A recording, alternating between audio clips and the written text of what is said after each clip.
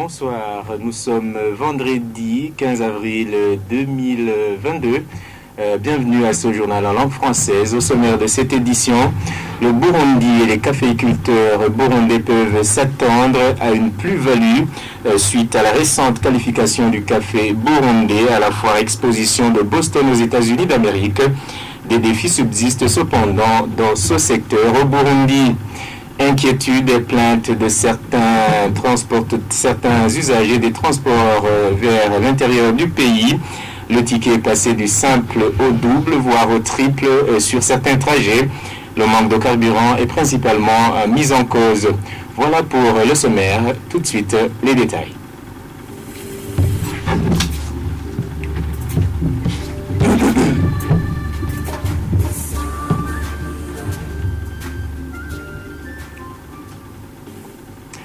Bonsoir. Débutons ce journal en page média. Le manque de moyens suffisants et l'absence de professionnalisme chez certains dans l'exercice de la profession de journalisme sont quelques défis qui entravent le secteur et le travail des médias burundais. Propos de l'assistant du ministre ayant la communication dans ses attributions ce vendredi lors d'une session d'échange avec les responsables des médias. Thierry Kitamoya dit qu'ils réfléchiront à des stratégies de renforcement des capacités dans ce secteur. Suivez-le. Nous vous avons réunis pour échanger sur les défis qui entravent le travail des médias afin que l'on trouve ensemble des solutions. Les défis sont énormes, on le sait. En tête vient la précarité des moyens qui porte préjudice à la capacité de collecte des médias et aux conditions de vie des journalistes. Le deuxième défi, celui du manque de professionnalisme, est survenu avec la venue de l'Internet. Avec l'Internet, en effet, les professionnels n'ont plus le monopole de la production des contenus. Ces contenus sont alors loin de respecter les normes du métier. Les citoyens burundais consomment souvent alors des informations contaminées. Et pour une bonne écologie de l'information, beaucoup de séances de renforcement des capacités des journalistes seront organisées. Le ministère de la Communication, des Technologies de l'Information et des Médias et le CNC réfléchiront sur une bonne stratégie de canalisation des interventions. Beaucoup plus d'opérateurs qui n'ont pas, pour l'essentiel d'entre eux, de plans conjoints convenus avec le ministère et le CNC afin de mieux outiller les journalistes en connaissance de base. Nous verrons notamment comment renforcer le centre de formation des médias pour aider les journalistes. Et en attendant cet Internet qu'il ne faut ni rejeter ni idolâtrer, contient les modules qui peuvent aider bon nombre de confrères à améliorer les prestations. Un autre souci non moins important pour les médias et les journalistes, ce sont les difficultés à accéder aux sources d'information. La loi de 2018 régissant la presse au Burundi leur reconnaît pourtant dans son article 45 le droit d'accès aux sources. Avant la fin de l'année budgétaire, il est prévu que la loi portant accès à l'information soit mise en place. Elle aidera à corriger la situation si c'est vraiment réel. Page agriculture à présent, le pays en général et les caféiculteurs en particulier vont bénéficier des retombées de la récente qualification du café burundais à la foire de Boston aux États-Unis et d'Amérique. La DG de l'organisation Abahidzi, qui a participé à cette foire d'exposition de café, souligne néanmoins que des défis subsistent dans ce secteur, à l'instar de l'indisponibilité des intrants agricoles. Oben Yonguru pour plus de détails. Selon directeur général de l'organisation Abahidzi Union, qui a exposé le café burundais dans cette foire, bien que le café burundais ait décroché une bonne qualification, le caféiculteur fait toujours face à de nombreux défis. Auparavant, les investisseurs se permettaient d'exporter le café sans avoir payé aux caféiculteurs. Dans certains cas, les investisseurs disaient que le café a brûlé dans les stocks. C'était vraiment déplorable que les pertes soient supportées par les caféiculteurs au lieu de l'investisseur lui-même qui a placé la récolte dans son stockage. C'est pourquoi aujourd'hui, aucun investisseur ne peut se hasarder à exporter le café sans avoir versé la contrepartie à la Banque de la République du Burundi. C'est à partir de là qu'il obtient l'autorisation d'exporter. L'autre défi est celui relatif au manque de l'engrais.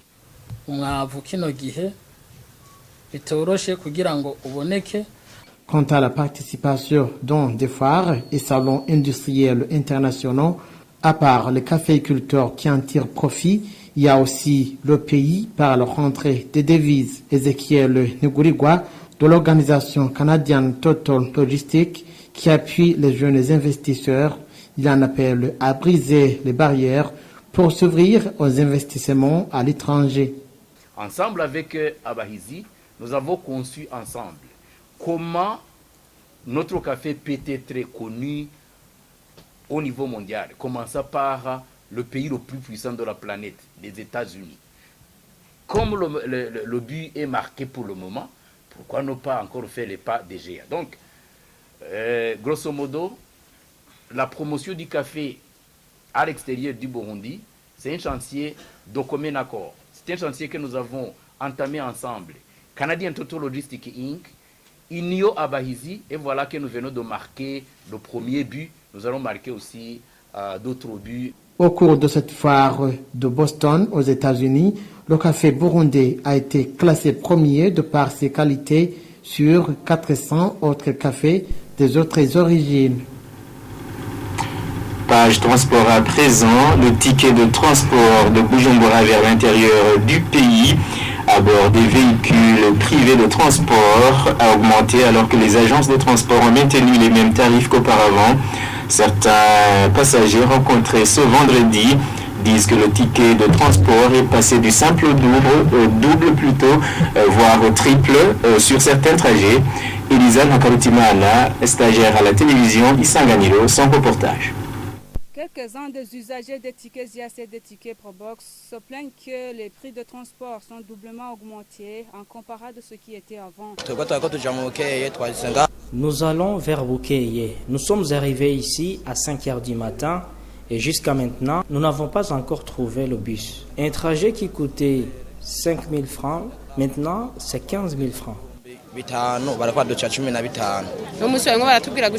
Aujourd'hui, on nous dit que pour arriver à Godi, c'est 20 000 francs pour le bus et 25 000 francs pour un Probox. 25.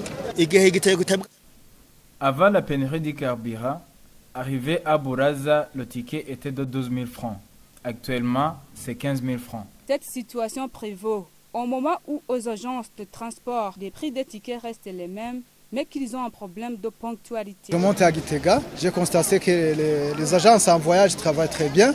Avant, on payait 6 500, maintenant c'est 7 000. J'ai acheté mon ticket sur l'agence Tramwex, 10 000 le crédit jusqu'à aujourd'hui. Mais ici, on est presque à 11h30, mais je n'ai pas eu l'occasion de voir le bus qui va m'amener là où je vais y aller.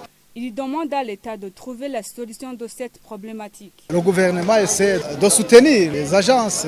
Il faut qu'on les donne une station là, connue pour le ravitaillement. Nous proposons que s'il y a un manque de carburant, nous, le peuple burundais, il faut qu'on le connaisse, il faut qu'on dise du jour au jour pour que nous pouvons connaître ça, pour qu'il ne se remonte beaucoup. Sur cette hausse des prix sur le ticket, les transporteurs ne s'expriment pas. La Chambre basse du Parlement a adopté ce vendredi le projet de loi portant convention d'échange des étudiants et des professeurs actifs dans le domaine de l'enseignement et de la recherche. Répondant aux questions des députés ce vendredi, Dr François Habyarimana, ministre de l'Éducation nationale et de la recherche scientifique, a précisé que cette convention a été signée en 2018 au Brésil dans l'objectif de pérenniser la coopération entre les deux pays. Audrey Akimana, stagiaire à la télévision Isangania. Entre autres préoccupations des députés, figure la question de savoir pourquoi cette convention n'avait pas encore été mise en application. Une inquiétude soulevée par le député Antoine. Autre chose que je voudrais soulever, c'est ce retard qui s'est manifesté depuis 2018 jusqu'à aujourd'hui. Nous ne comprenons pas pourquoi pendant ces 4 ans, cet accord n'était pas signé. Le ministre de l'Éducation, Dr François Habyarimana, répond qu'à raison des conditions diplomatiques de l'époque, la mise en exécution de ces conventions n'était pas envisageable. Quant à la préoccupation du député Simon Wigimondo en rapport avec l'influence scientifique limitée du Brésil en Afrique de l'Est, le ministre tranquillise que le Burundi bénéficiera bel et bien du Brésil. Puisqu'ils sont en avance sur les publications scientifiques, c'est un indicateur sûr qui nous montre que nous pouvons gagner. Sur la question de savoir quels sont les critères exigés pour la sélection des étudiants ou professeurs qui feront objet de l'échange, le ministre dit que les meilleures notes seront considérées.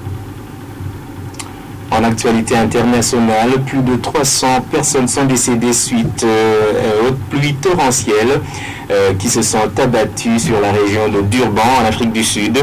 Les informations rapportées par nos confrères de France 24 indiquent que l'accès dans beaucoup de zones reste difficile, ralentissant ainsi les opérations de sauvetage. Plutôt les ponts et les routes sont détruits par ces pluies. Images et commentaires. Du ciel, la région de Durban est à peine reconnaissable. Dans cette zone, les torrents de boue ont englouti cet entrepôt, laissant des centaines de conteneurs s'amonceler sur les routes. Au sol, c'est un paysage de désolation. Les pluies torrentielles ont tout emporté sur leur passage, comme dans ce township aux abords de Durban, où de nombreuses maisons en tôle ont été détruites. Quand j'ai ouvert la porte, l'eau était si haute sur la porte que je suis allé réveiller les enfants et ma femme. Nous avons tout laissé derrière nous, parce que nous avions peur pour nos vies. Le bilan humain est lourd. Des centaines de personnes ont péri, ensevelies dans des glissements de terrain. Les autorités dénombrent au moins 40 000 sinistrés. La plupart des victimes ont été recensées dans la région de Durban, épicentre des pluies torrentielles qui ont commencé le week-end dernier. L'état de catastrophe a été décrété. Partout dans la province du KwaZulu-Natal, dans l'Est, les opérations de sauvetage se poursuivent. Mais avec la destruction des ponts et des routes, de nombreuses zones sont aujourd'hui quasi impossibles d'accès. Malheureusement, la majeure partie de notre travail consiste à récupérer des corps. Je participe à des opérations de secours depuis près de 20 ans. Je suis un fils de la province de Natal, mais je n'ai jamais vu une telle catastrophe. Du jamais vu depuis 60 ans. Les autorités locales ont lancé un appel aux dons de produits alimentaires non périssables, de bouteilles d'eau, alors que des pluies sont attendues ces prochains jours. Des intempéries qui devraient aussi affecter les provinces voisines du centre et du sud-est du pays. Eh bien, ainsi s'achève ce journal. Merci pour votre aimable attention. Bonne suite des programmes sur la télévision Isangani.